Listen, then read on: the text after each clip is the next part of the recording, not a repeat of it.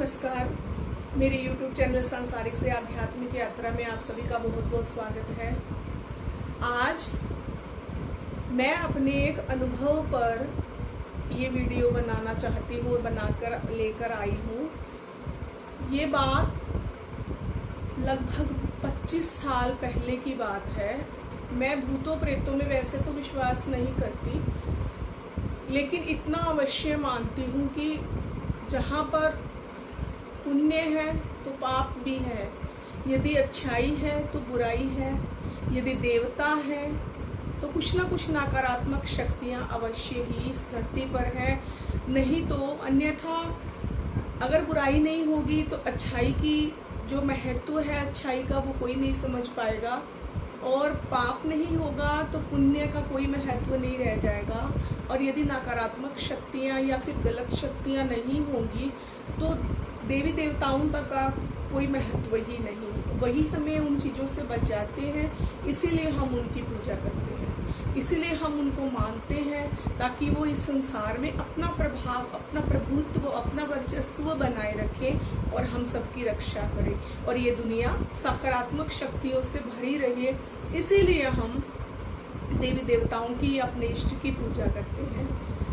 तो भूत प्रेत कभी मुझे नहीं लगता किसी ने सामने देखा हो। लोग डरते हैं, ऐसी बात कोई बता देता है तो डरने लगते हैं कि भूत प्रेत होता है, या फिर हॉरर शो देख लेते हैं तो फिर डरने लगते हैं। लेकिन मुझे नहीं लगता कि इस वर्तमान युग में किसी ने फेस टू फेस कहीं बिल्कुल सामने कभी किसी भूत या भूतनी को या प्रेत को किसी को भी देखा हो। बस हम कहानियाँ सुनते हैं, उसी में हम ये मान लेते हैं कि भूत प्रेत होता है। लेकिन कोई नकारात्मक शक्ति जब हम अनुभव करते हैं तो अवश्य ही ये सब मानने पर विवश हो जाते हैं कि कुछ तो है, कुछ तो नकारात्मकता होती है, चाहे वो किसी भी रूप में हो। जब हम उसे महसूस करते हैं तो हम मानने के लिए उसे विवश हो जाते हैं।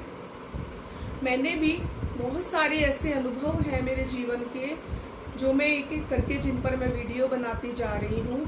आज मैं आपके साथ एक ऐसा अनुभव आपके साथ बांटने वाली हूँ जो घटना 25 साल लगभग हो गए होंगे, जब मैंने बीए की ही थी उस समय की बात है।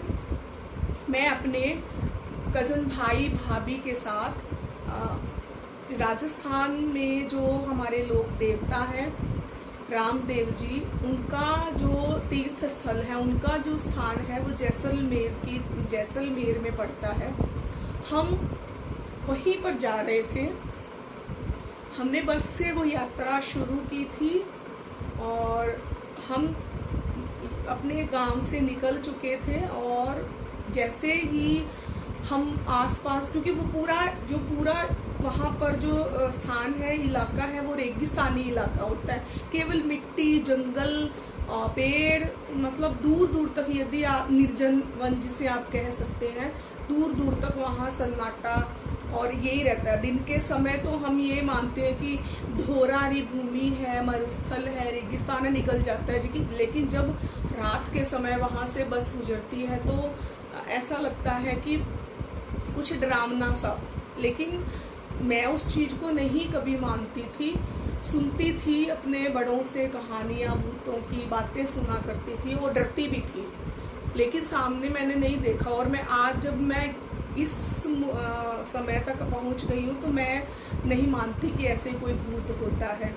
तो उस समय हमारी बस रात के समय निकल रही थी जंगल से, रेगिस्तान से।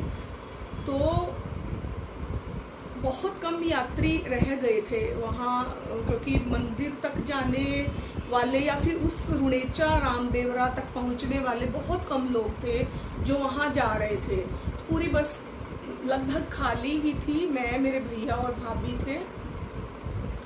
और जैसे ही बस अपनी रफ्तार से चल रही थी तो भैया सो चुके थे। वो बहुत पूजा पाठ करते हैं और मैं मानती हूँ कि जो पूजा पाठ करता है, जो जितना ईश्वर के करीब है, जो जितना सिमरन करता है, उसके अंदर सकारात्मकता का प्रभाव बहुत ज़्यादा होता है दूसरों की तुलना में।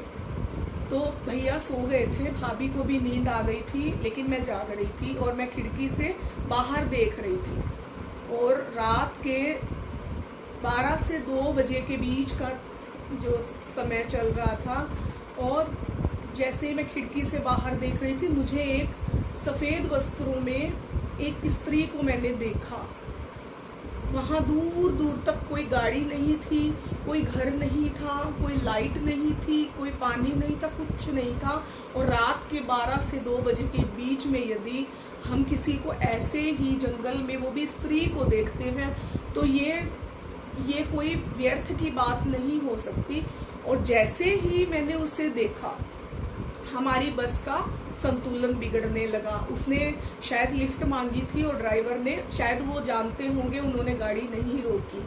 और ड्राइवर का जो स्टीयरिंग था, उसका जो संतुलन था, वो बिगड़ता ही जा रहा था।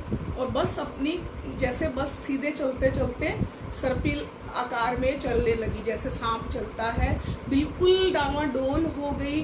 और मैं पूरा महसूस कर पा रही थी कि जैसे ही वो स्त्री मुझे दिखी, वो औरत दिखी, उसी समय से बस ऐसे चलने लगी। बिल्कुल ऐसा लग रहा था बस अब उलट गई, अब हमारा एक्सीडेंट, पक्का एक्सीडेंट होगा, अवश्यंभावी है। तो मैं बहुत डर गई थी अंदर से, मुझे लगा था आज कोई नहीं बचा सकता, अब तो एक्सीडेंट होगा। और ड्राइवर को नींद आ रही है बिल्कुल।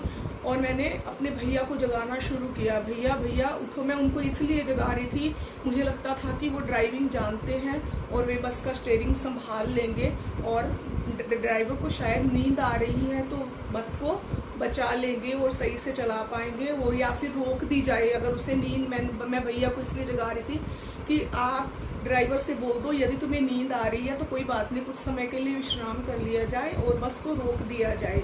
लेकिन जैसे ही मैं भैया को जगाना शुरू किया, जैसे ही उनकी आंखें बोले, उन्होंने बोला हाँ क्या हुआ, उसी समय से बस का संतुलन बन गया और बस अपने सही रास्ते पर चलना शुरू हो गई। अब मैं ये नहीं जानती कि वो औरत कौन थी, वो भूतनी थी, कोई आत्मा थी, या फिर कोई साधारण स्त्री थी, अब तक मैं नहीं समझ पाई हूँ। लेकिन इतना अवश्य आज तक मैं महसूस करती हूँ, मानती हूँ कि कुछ तो नकारात्मकता अवश्य थी, जो मेरे भैया को उठाते ही बस का संतुलन बन गया। उसके बाद ड्राइवर सही से गाड़ी चलाने लग गया और मैंने भैया को ये सारी बात बता दी और उन्होंने उस बात को मुस्कुरा कर टाल दिया, जैसे कि वो सब कुछ जानते हों। तो बहुत सारी ऐसी बातें होती हैं। तो मैं इस वीडियो के माध्यम से एक बात अवश्य ही संदेश के रूप में देना चाहूँगी कि चाहे आप विश्वास करो या ना करो भूत प्रेतों में, लेकिन अपने ईश्वर के अस्तित्व में अवश्य ही विश्वास कीजिएगा, क्योंकि वही है जो हमें हर अनिष्ट से बचा सकते हैं। यदि किसी नकारात्मक प्रभाव को दूर करना है तो वही सकारात्मकता दे सकते हैं, वही हमारे उस गलत प्रभाव को दूर कर सकते हैं, वही हमारा जीवन संकटों से बचा सकते हैं और वही हमें सही मार्गदर्शन दे सकते हैं। तो जो पूजा पाठ करता होगा, जो ईश्वर का नाम लेता है, जो जितना भगवान के आसपास रहता है, उनके कार्य करता है, उनकी सेवा पूजा करता है, उसमें अवश्य ही सकारात्मकता का प्रभाव रहता है और उसकी तुलना में जो नकारात्मक शक्तियां हैं वो अवश्य ही कम हो जाती हैं। नमस्कार।